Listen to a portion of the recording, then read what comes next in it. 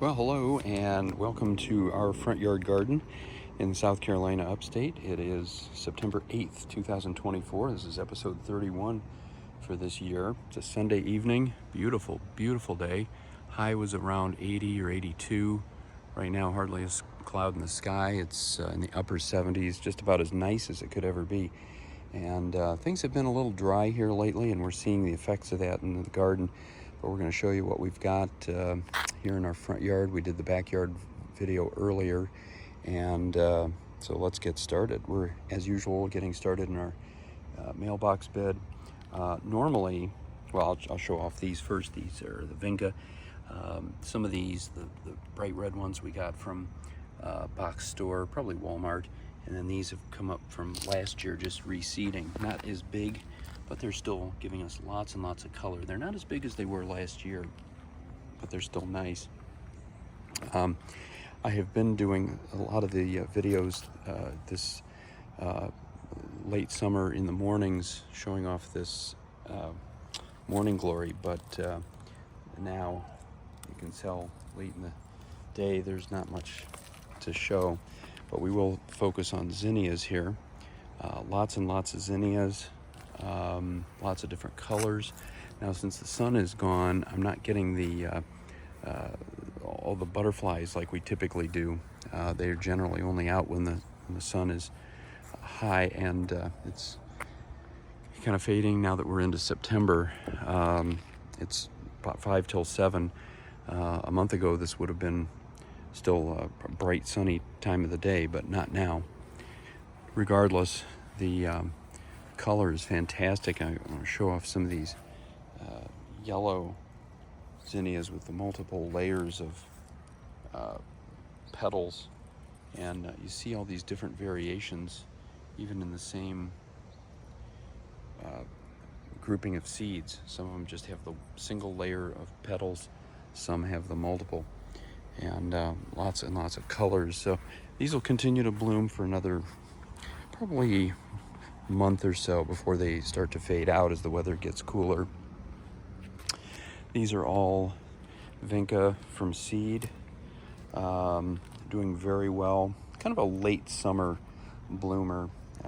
They've taken a while to get going, but they'll continue to bloom like this until the first frost, which right now I'm guessing is going to be about somewhere between 6 and 8 weeks. If we get lucky, it might be after the 1st of November. You just never know around here. When we lived in Ohio, of course, we would frequently get our first frost at the end of September, so we have a much longer growing season here. We do have our petite knockout rose.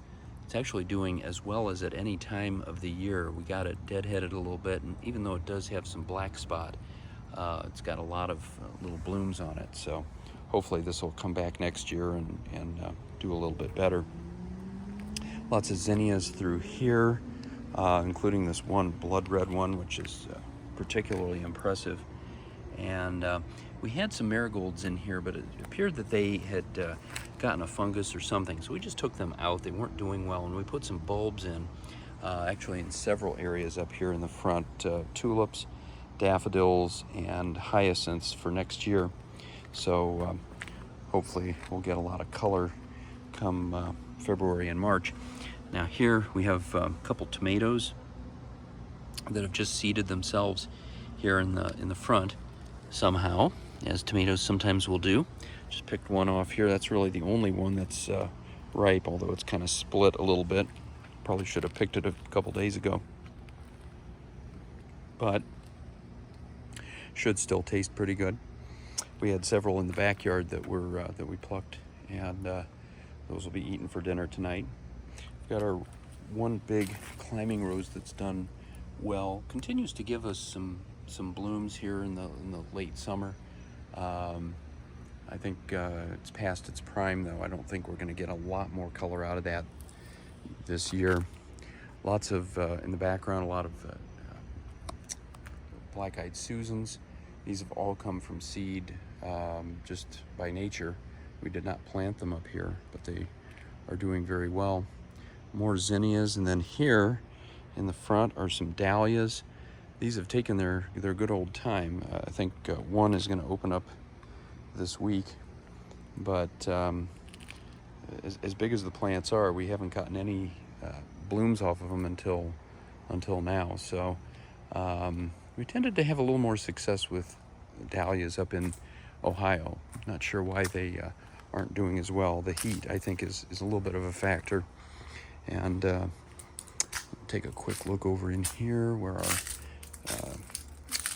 our citrus grove, our orange tree here, which is now about 8 feet tall, and our 4 small lemon trees and our 1 big lemon tree. Not really doing a whole lot except just being green, and we'll see if we can get some flowers off of those by next spring. Hopefully we get a few little fruits that will give something to watch. But so far, after three or 4 years, we haven't had really much of anything other than the flowers. And the flowers alone are great because they smell wonderful. It's just an absolutely delightful scent that they have. Over in here, this is primarily a spring garden. This azalea is giving us its second showing of flowers. We have a couple other azaleas up here. They're not really doing anything, at least not yet. It's not too late. We may still get a little bit of colors. I look closely here. It does look like there are a few little buds, so we may get a few flowers off of that one. Everything else, though, up in here is spring related. This is a hydrangea.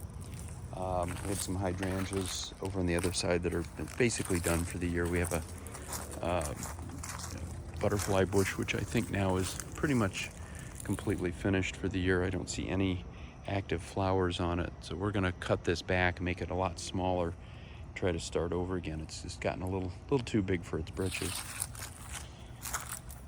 And this is our grouping of 5 knockout roses. These look great in the springtime, but this time of year not so good. We didn't do as much deadheading as we should have on these. I don't know how much of a difference it would have made. We had a number of knockout roses in the yard, both front and back, that none of them really gave us much in the way of flowers after the initial spring grouping. So I don't know. I don't know if there's anything we could have done differently with those or not. And back here, actually, I'll come over to this side. We have some salvia. I've always called these rock candy flowers. Very pretty. They bloom primarily in the spring, but they've come back with their second wind here in the late summer. And then more vinca from seed. Got dahlias over here. A couple more dahlias. Bright red, doing very well here.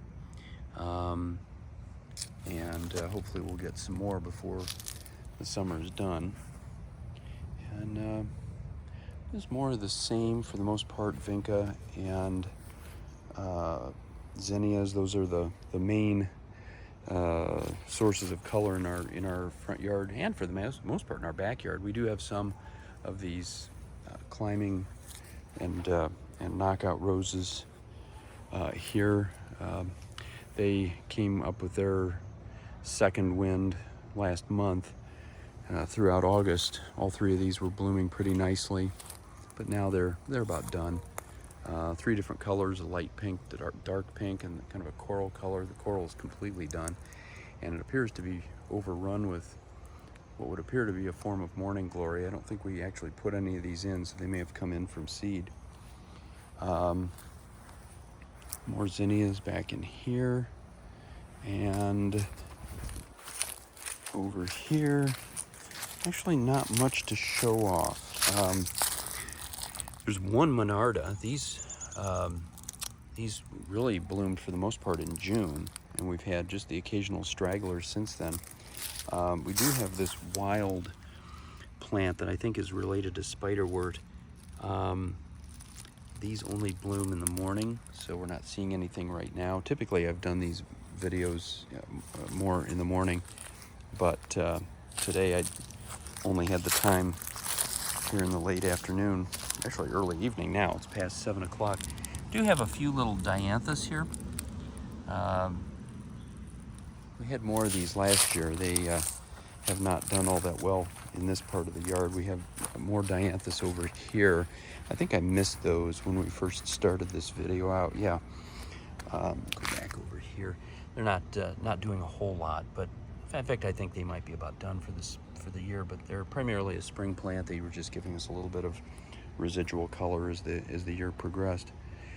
And that's basically it. The front yard is, as I say, mainly vinca and zinnias right now, and probably will be through the end of the season.